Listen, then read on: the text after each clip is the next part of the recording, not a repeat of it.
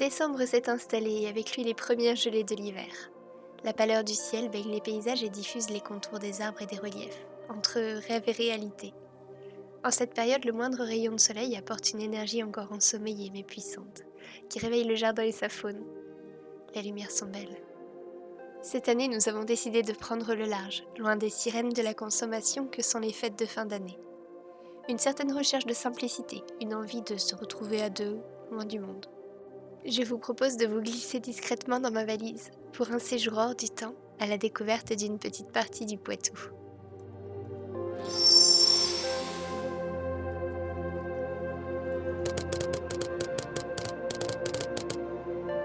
Nous avons pris la route le samedi matin. Une certaine douceur flottait dans l'air, la promesse des vacances certainement. Direction Orléans pour notre première étape. J'ai réservé quelques surprises à Simon pour agrémenter le voyage car l'aventure commence à partir du moment où l'on referme la porte de la maison. Étant tous les deux grands fans de jeux de société, j'avais prévu un arrêt chez Bonne Pioche, un café-bar qui propose une quantité astronomique de jeux de société à découvrir sur place. C'était la première fois que nous testions ce concept. Bonne Pioche propose quelques sandwichs également, fait maison, une autre grande passion de Simon. La salle est immense et nous avons pu profiter d'une agréable pause autour de l'île mystérieuse. Nous avons poursuivi nos pérégrinations à travers Orléans sans faire trop d'efforts néanmoins pour résister à l'appel d'un bon chocolat chaud. Même Simon s'est laissé tenter par la version cookie. Je vous laisse deviner celle que j'ai choisie. J'ai également découvert que Saustrono-Greneux, une enseigne dont les visuels cottagecore me font rêver mais qui n'existe pas à Dijon, avait une boutique ici. Il propose tout un tas d'accessoires pour créatifs mais également de jolies idées cadeaux et déco. La qualité n'a pas l'air incroyable donc il faudra bien cibler vos achats. J'ai été plutôt raisonnable, il me manquait de petits ciseaux pour le tricot et j'avais oublié mes cotons réutilisables à la maison. Je suis également passée dans la mercerie couture royale pour essayer de trouver enfin une laine qui correspondrait au projet que j'avais en tête. J'ai eu de très bons conseils et je vous en reparle bientôt dans cette vidéo. Nous avons terminé cette sortie orléanaise par la visite du musée de l'environnement et de la biodiversité. Il est un peu excentré du quartier touristique, mais c'est vraiment une visite qui en vaut la peine. Quand nous y sommes allés, il y avait une expo temporaire sur les insectes et je dois dire que c'était incroyable. Nous y avons passé un très bon moment, la visite est interactive, pleine de surprises et très bien menée. Bon à savoir, quand vous achetez une place de musée à Orléans, elle est valable dans tous les musées de la ville apparemment. Il était maintenant temps de reprendre la route direction le château de la Motte Chandonnier, une visite que j'avais réservée à l'avance et dont j'attendais beaucoup. Ce château est situé dans le nord du département de la Vienne, en région Nouvelle-Aquitaine, assez proche de notre cabane à Saint-Laon. Ce monument a été sauvé par un achat groupé. Ce ne sont pas moins de 27 000 cauchatelins qui permettent la restauration de ce lieu. La bâtisse de jour est magnifique, mais malheureusement, quand nous y sommes allés, il faisait nuit et il y avait à ce moment-là un espèce de spectacle lumineux. Alors en fait, c'était des projections sur la bâtisse et quelques structures autour lumineuses qui sont peut-être géniales pour les enfants, mais alors nous, on n'a pas du tout accroché. On a trouvé que c'était un petit peu kitsch et que ça dénaturait un petit peu le bâtiment. On aurait préféré des spots pour éclairer l'architecture, tout simplement pour essayer de voir un petit peu le château, parce que là, pour dire vrai, on n'a vraiment rien vu, on n'a pas du tout profité. C'était assez romantique toutes ces lumières, mais c'est pas du tout à notre goût, donc j'espère qu'on pourra revenir le voir de jour.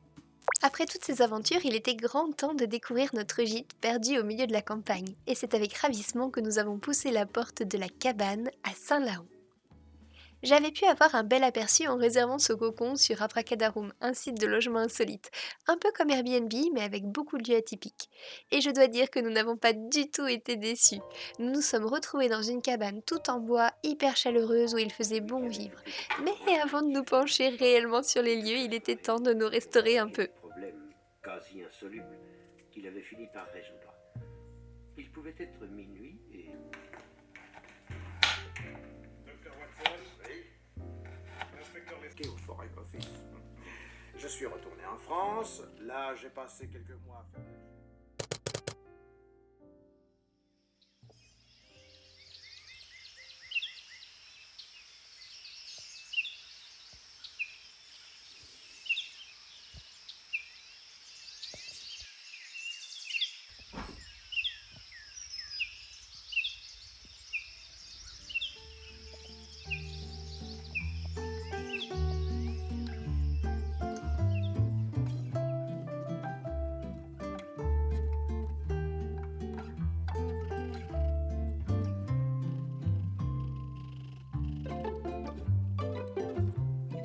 Après une matinée très douce, j'avais prévu d'emmener Simon manger au restaurant pour un moment un peu festif. Nous en avons profité pour visiter la ville de Thouars. Il est difficile à distance de jauger la capacité touristique et les points d'intérêt de certains lieux. Et à vrai dire, pour Thouars, je suis tombée à côté de la plaque. Il y a certes de beaux monuments, surtout des bâtiments religieux, par contre, en ce 24 décembre, l'ambiance était plutôt triste et toute la ville semblait complètement dépeuplée. On a vite abandonné notre idée de visite pour se réfugier dans notre cabane et faire des jeux de société toute l'après-midi.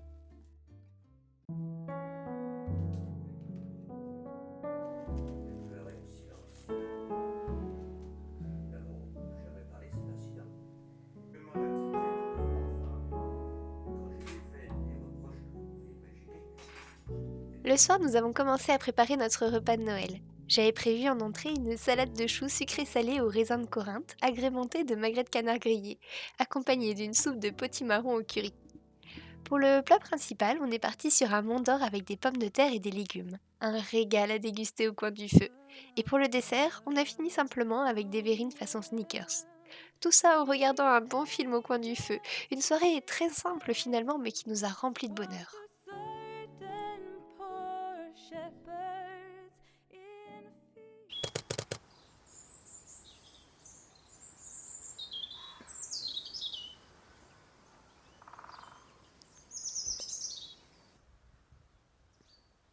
J'ai commencé ce troisième jour par un peu de travail, pendant que Simon prenait un bain en écoutant sa playlist de jazz favorite. Dans mes valises, j'avais glissé deux de mes derniers ouvrages, la blouse Coraline de Pattern Co et le pantalon Adeline de Vicky Sue.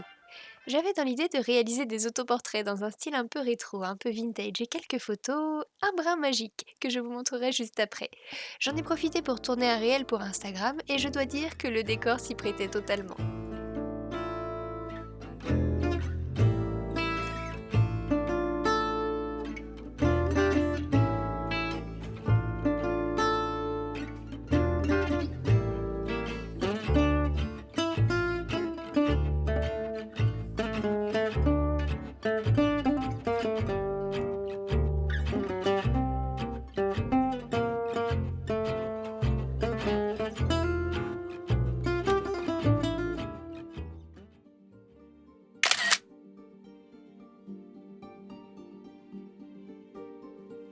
Pour l'après-midi, nous avons opté pour une jolie randonnée dans une vallée cachée. Si vous passez du côté de la vallée du Pressoir, je vous conseille de vous arrêter un moment pour aller voir la cascade de pommiers. Prévoyez 1h30 de randonnée dans un cadre très bien préservé. Et si vous avez de la chance, peut-être apercevrez-vous des loutres dans la rivière.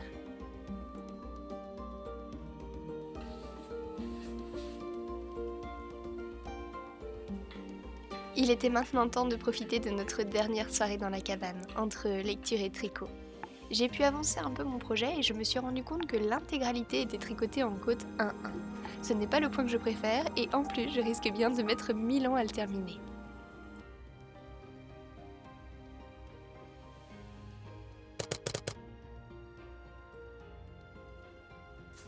Et voici la fin de notre aventure. Après avoir fait nos au revoir à ce nid douillet, nous avons repris la route en direction de la Bourgogne. Il me tardait déjà de retrouver mon atelier et toutes ses promesses pour 2024. Je vous souhaite une belle année, du fond du cœur.